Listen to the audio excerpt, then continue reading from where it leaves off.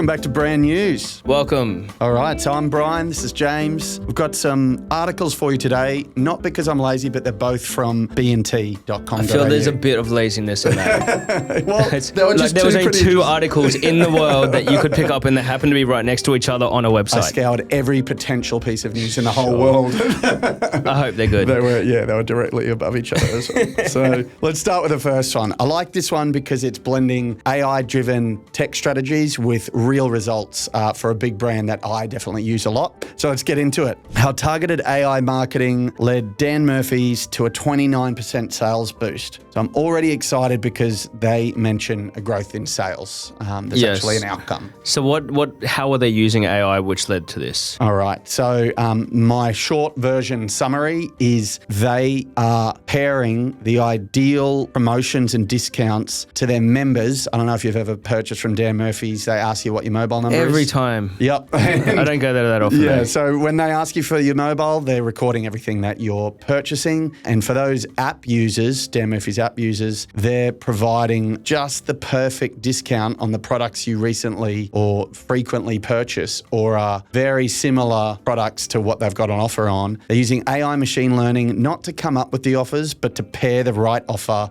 to the right person at the right time. That is so exciting because just imagine the possibilities. They're going to be at a very large enterprise level of data and capabilities there. But imagine once this rolls out into Shopify. Absolutely. And Klaviyo is rolling out AI and all these e-commerce platforms. And once they've got that, imagine just all your smaller online stores that are going to be able to really shoot up their sales by implementing this kind of strategy. Yeah, and I think these sorts of tools start with the big guys like this, and then they filter down, kind of like the top luxury car level tech eventually comes down to Hyundai at some point in time. So just a little bit more on it. CEO Steve Donohue revealed that AI and machine learning have become crucial tools in the company's strategy to precisely target promotions, drive sales and expand market share despite broader long-term decline in alcohol consumption.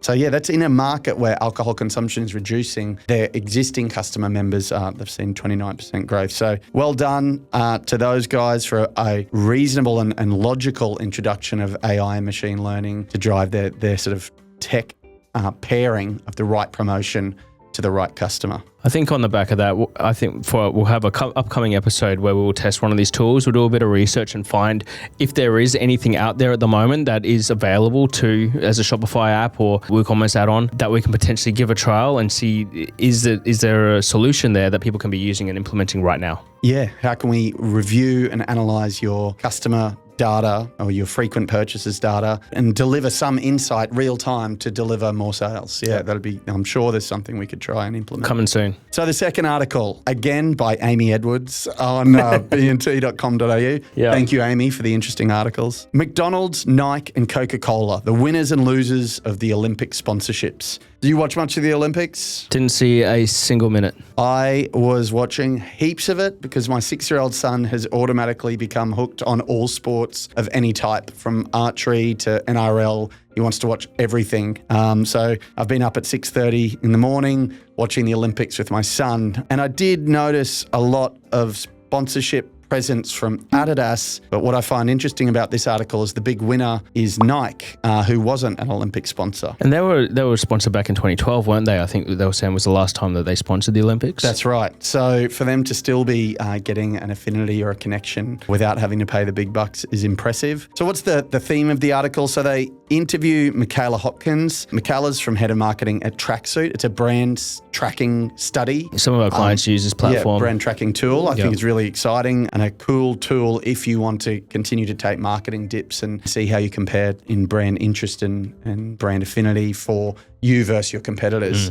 It costs money though. It's not a free tool. It's not a cheap tool. Yeah, not a cheap tool, but it is still really interesting. So these guys actually can see what's worked in terms of brand perception. It's all interview based. So who are the big winners? Funnily enough, the ones they mention aren't actually sponsors of the Olympics. McDonald's, overarching sort of theme here is McDonald's has been a long-standing Olympic sponsor. I think they removed their sponsorship from 2017. I think it was going back as far as 1976. What they were pointing out is there was kind of a halo or rollover effect where people just still thought McDonald's was a sponsor of the Olympics, and it kind of increased their brand perception and affinity during the Olympic period. I guess if you've been watching the Olympics for a long time and you see McDonald's for, say, 20, 30 years, over that duration, you're probably just going to associate the brand with your brand, right? Yeah. And so it's just showing that the consistency of the brand presence and alignment is really key to that continuation there. Key takeaway from that is don't test a 1-year sponsorship of something. If you are going to be present with something, you're probably going to have to own it for the long term and make a big commitment to it. Otherwise, the boost or the engagement you're going to get from it probably isn't going to be there. The second reference here is Nike. So she states there's a masterclass in ambush marketing. I love the way Nike align themselves with the Olympics without paying anything to the Olympics.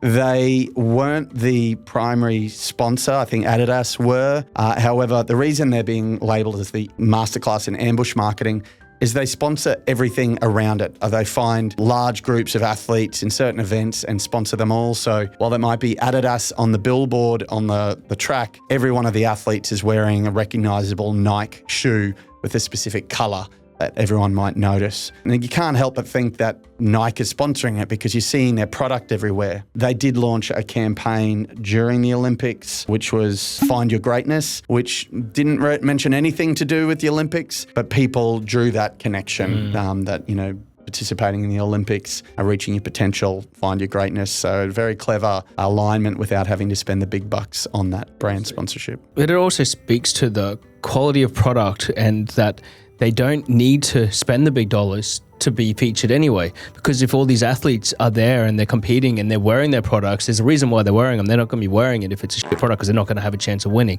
So I guess when it comes to the shoes or whatever, it just shows that, well, quality product's going to then allow them to be featured in these situations without having to pay. There was another brand that I noticed, it was quite prevalent in the Olympics, especially on track and field, and it was just all black, no brands. It was brandless black shoes, black pants, and black singlets. What their intention was to almost be sort of throwing it up at the big brand sponsors who weren't sponsoring the little guys, and the athletes proving to the world that I don't have a big brand sponsorship. This brand gave them unbranded versions of their clothes to say that we can only afford a small sponsorship, but we want to indicate to the rest of the world that you deserve a big sponsorship and, you know, you shouldn't just be wearing the Adidas gear that's given to you by the Olympics because that makes it look like they've had your back the whole way through. So it was a way of athletes kind of showing, well, no one sponsored me, no one's helped me to get here. This brand was spoken about and talked about a lot. I wish I could remember it. They probably needed their brand on the stuff, but we'll mention it here and have a link to an article about that as well. That's cool. That's it for brand news for this week. We'll be back next week. Looking forward to it. Thank you. Thank you.